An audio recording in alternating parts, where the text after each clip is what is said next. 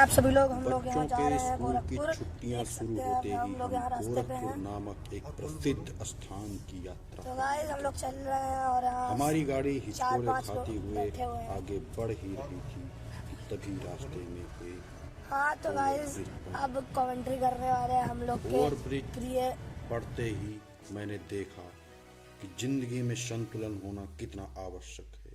इस बात को आगे वाले ट्रक के चालक ने काफी सीरियसली ही ले लिया और अपने ट्रक को सड़क के एकदम बीचों बीच चलाने लगा। मैंने बोला साइड में कर ले वरना धक्का दे दूंगा, और साइड से निकल गया।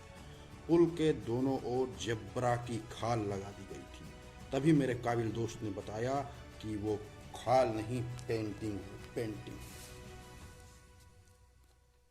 मैंने बोला मैं तो मजाक कर रहा था। वो बोला दोबारा मत करना। पुल पार करने के बाद हम आगे बढ़े। रास्ते के दोनों ओर लगे पेड़ प्रकृति की अनुभूति करा रहे थे। मेरे काबिल साथी मेरे साथ थे। तभी एक चाचा कबीर की कहानी सुनाने लगे। मगहर का ये रहा है कि जो कबीर दास थे उनकी वहाँ पे समाधि बनी हुई है। उसके पीछे एक ये कहानी थी कि बहुत लोगों का ये मत था कि जो लोग काशी में मरते हैं उनको सीधे मोक्ष प्राप्त होता है।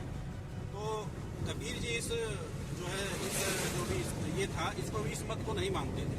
तो इसी मत को खंडन करने के लिए जब अपने जीवन के अंत समय में वो मगहर आ गए थे कि मैं काशी में नहीं मगहर में मरना पसंद करूँगा। तो इस वजह से जो है मगहर हुआ है। और उनके मरने के बाद जो है कुछ लोग उनको मुस्लिम संप्रदाय के लोग भी उनको मानते थे और हिंदू संप्रदाय के लोग भी उनको मानते थे। तो जब वो मरे तो उसके बाद उनकी जो अस्थियां थी वो फूलों में तब्दील हो गई। तो जब फूलों में तब्दील हो गई तो उसको दोनों संप्रदाय के लोग आधा आधा फूलों में लेकर के आधा आधा फूल, और कुछ ने उसी के बगल में उनकी मंदिर की स्थापना करवा दी और बगल में समाधि की स्थापना करवा दी, मजार की। तो दोनों जो है अगल बगल ही हैं। तो जब भी आप कभी अगर मगहर जाएंगे तो वहाँ दोनों धर्मों का ये संतुलन देखने को आपको मिलेगा। कहानी सुनकर बच्चे बोर होने लगे और बोले कहानी खत्म करो वरना गाड़ी से नीचे उतार दूंगा। उन्होंने तुरंत कहानी खत्म कर दी और स्वयं को सुरक्षित कर लिया। अचानक एक बच्चे के अंदर रेमो डिसूजा के चाचा डेमो डिसूजा की आत्मा आ गई और वो नाचने लगा। मैंने तुरंत गाना बंद करवाया तो आत्मा वापस चली गई। और गोरखपुर पहुंचते ही मैं ओरियन मॉल के अंदर बने बच्चों के कसीनो में चला गया। वहां दो बच्चे एक गोटी को बड़ी बेरहमी से मार रहे थे। मैंने उनसे बोला उसे छोड़ दो। वो बोले भाग जाओ वरना अभी यहाँ से भगा दूंगा तुमको। तभी मुझसे गलती से मिस्टेक हो जाती है और मुझे सजा के तौर पर मेरे आंखों पे पट्टी बांधकर VR नामक एक जानलेवा मशीन पर बैठा दिया जाता है। मैं रहम की भीख मांगता रहा मगर जालिमों ने मेरी एक न सुनी और मशीन चला दी। मशीन चलते ही मैं हवा में बिना पैर के उड़ने लगा। मैं डर के मारे चिल्लाने लगा कि बचाओ बचाओ बचाओ। तभी मेरे बगल में बैठे काबिल दोस्त ने कहा चिल्लाओ मत, चिल्लाना मुझे भी आता है। मैंने बोला तू भी चिल्ला ले फिर। कम से कम एक ब्रेक तो दे दिया होता इसमें। वो बोला तुझे सजा दे दी गई है, मजा नहीं। मैं फिर शांत हो गया और चुपचाप सजा काटने लगा। मेरी सजा खत्म ही होने वाली थी कि अचानक उन्होंने कहा कि तेरी सजा को डबल कर दी गई है। मैंने बोला मजाक मत कर वरना अभी यहीं से फेंक के मारूंगा तुझे। तभी अचानक एक छोटे बालक ने मुझ पर धड़ाधड़ गोलियां चला दी। मेरा गुनाह सिर्फ इतना था कि मैंने उसकी चॉकलेट और कुछ चंद टॉफियां चुरा ली थी। मैं बचने के लिए मैंने उससे बोला एक दूसरे गेम में उसको उलझा देता हूँ। वो दूसरे गेम में उलझ गया। वो बोला मेरा स्कोर कम क्यों हो रहा है।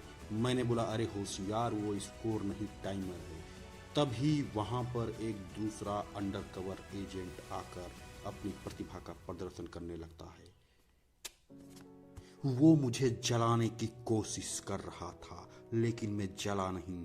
फौरन मैंने नजरें फेरी और वहां से चला गया। कुछ बच्चे जादू टोना करके प्रोफेसर डम्बलडोर को बुलाने की कोशिश कर रहे थे। मैंने उनसे बोला इसे अभी बंद करो वरना मैं पुलिस को बुला लूंगा।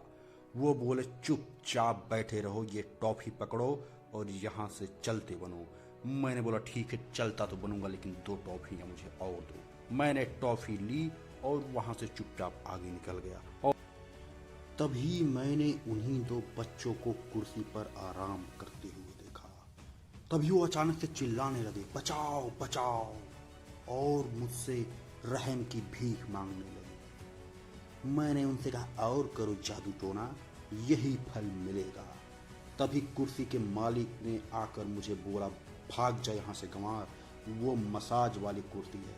मैंने मौके की नजाकत को भांप कर तुरंत वहाँ से भागना ही उचित समझा और भागकर तुरंत नीचे वाले ग्राउंड फ्लोर पर पहुंच गया।